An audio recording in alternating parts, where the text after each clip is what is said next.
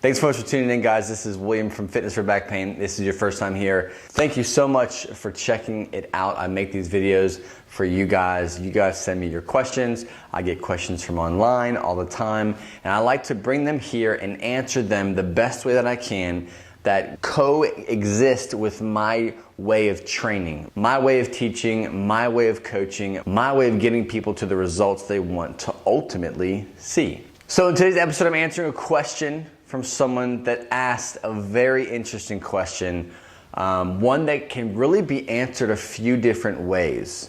And if you go both ways, I think it's very beneficial, but I'm gonna go the way that I feel like I'm being led to go. Don't ask why, just because I don't wanna explain the other way. The other way is a whole different video, and maybe one day I'll explain that, but I think what you're gonna get today is gonna be super beneficial. So sit tight, buckle up, and listen. So the question is, what will happen if I do absolutely nothing about my lower back pain? What do you think is gonna happen? I'm just kidding. And this is a great question. I mean, it's something that's real. Like, what would happen if I just didn't do anything, went about my day, and just let my body kind of go through this natural progression of healing and growing and repair? What would happen? And I think there's truth to, like, if you just leave it alone, eventually it'll go away. There's a lot of research and articles out there now that talks about, I think between the age of 28 and 40 are some of the highest ranges of low back pain. You know, there's a lot of stress in that time of life. You may be having kids,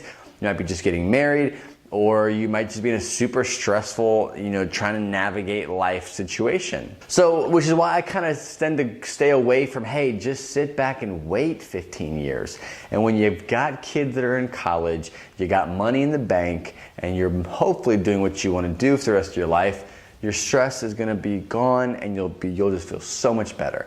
You can't say that. I want to give you results now. I want to give you something to chew on now, which is why I tend to go the opposite direction. Now, when it comes to me personally, I believe I'm sold out for a minimalist way of life when it comes to nutrition, losing weight, when it comes to working out, and when it comes to recovery, when it comes to trying to repair the things on my body that as I age and as I train different ways and experiment with different things and recover from my own diagnosis that I deal with, I think about it in a very minimalist way. I don't want to do more than I really need to. I like to spend time with my family. I want to go fishing. I want to, spend time riding my four-wheeler with my kids. Like, that's what I want to do. So I think of everything I attempt and spend time on, and I want to do the best, most efficient thing possible so I'm not wasting time in the gym.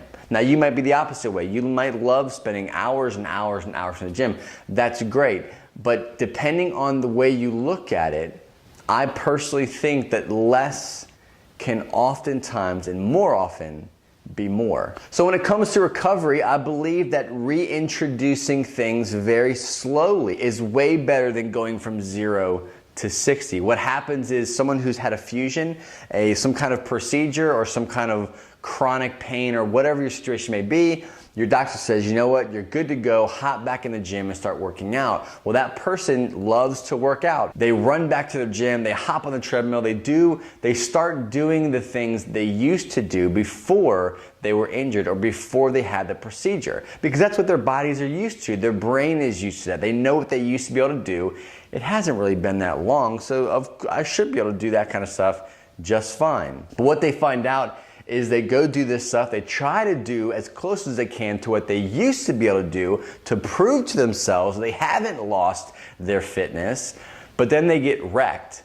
And they really don't know what happened. They don't know if it was the machines that they used. They don't know if it was the incline on the treadmill that they did. They don't know if it was the flip-flops they wore to the gym. They don't know if it was picking up the gym bag when the workout was over and they were going home. They don't really know what caused it. They just know that, well, I went to the gym. I was there for about an hour.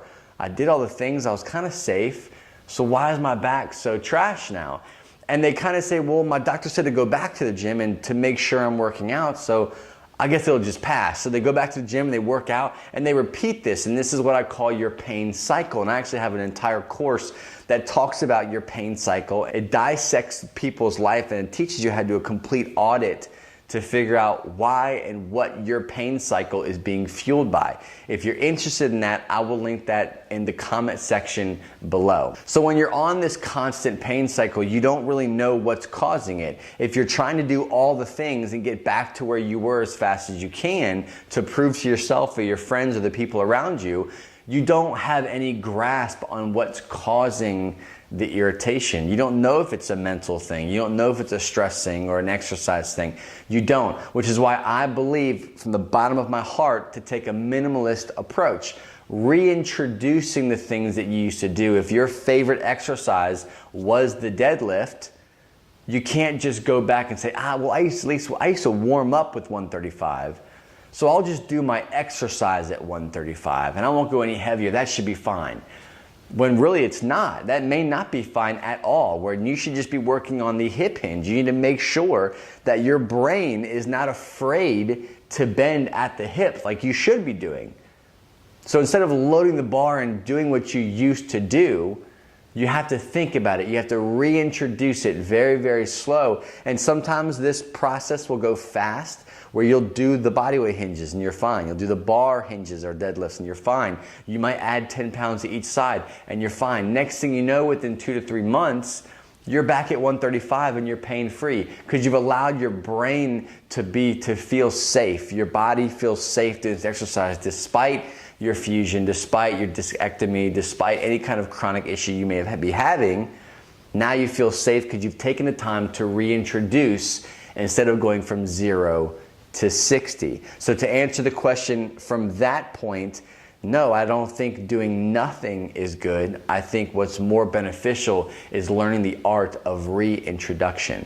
If you want to learn more about that as well, we cover this heavily in the private memberships. You can check that out and I'll put that link in the comment section below. The second point is just purely how our brains operate. I don't think doing nothing is really where any of us want to be. We can't just sit at home and just think about it or kind of just tap our toes and twiddle our thumbs and just kind of wait for our body to catch up. No, if you've got an issue, if you've got a problem, if you've got bills to pay and you've got money to make and you've got things you have to get done, you got to repair your car or whatever you're kind of going through, you're not just going to sit and just kind of do nothing. You want to approach it. You want to go after what's causing the stress and start to change it. So I think doing nothing would actually be going against what our natural human desire is to approach and to fix the best that we can to sustain life. Naturally, that's what we want to do in our hearts. So why take that away when it comes to protecting your body and making sure that you're teaching confidence and learning control over your own pain? So imagine trying to convince somebody who's an action taker, who's type A and just says, hey, I want to go out there. I want to start training my core. My doctor said my core is weak. I want to go after my core. I want to start doing it. I can't just sit at home and wait for my body to just give up on pain and give me freedom. I want to take action. So imagine trying to convince that person that, no, dude, you just got to sit home and just chill. Grab some Lay's, put on American Idol, and you'll be cool. Just give it a couple of months and you'll be fine. You can't do that. It's not going to happen. They want small steps. They want an approachable, progressive way of looking at life so they can see improvement and they feel like they have their hands around their goals and they're achieving them. Whether it's a slow pace or fast pace, they feel like they have more control. Which brings me to my last and final point. My ultimate goal as a strength coach, as a personal trainer, as a motivator in this space is really to more convince you to take it slow, to convince you to see the small wins, convince you to break down your big goals, break down your big pains and issues and understand your why and why you're doing this and what you want to see out of your recovery and what do you want to get back to. Finding what you can and cannot do, and then finding the little small chunks of wins and progress, and as linear as we can make it, but finding those small wins and making success out of what seems like a failure.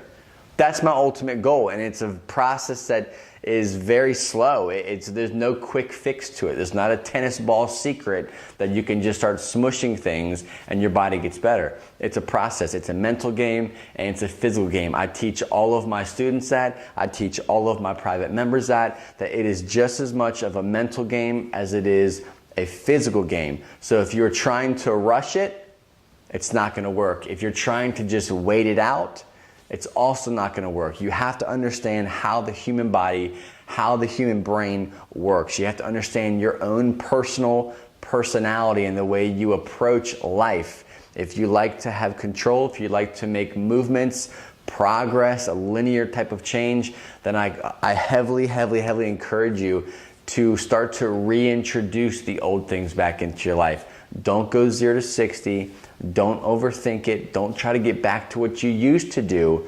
Do small steps, reintroduce, and eventually you're gonna start seeing a change as long as you stick with it. Thanks so much for tuning in, guys. This again was William from fitnessforbackpain.com. If you're looking for more in-depth coaching or more free stuff and courses that I have that talk about a lot of this stuff more in depth, or just having access to me as your coach, check out my website. There's a lot of links in the comment section below. If you are personally looking for exercise and weight loss coaching, feel free to reach out to fitnessforbackpain@gmail.com. That is fitness, the number 4, backpain@gmail.com. And we can talk about what coaching would look like for you and your goals. Thank you so much for tuning in, guys, and I will see you next week.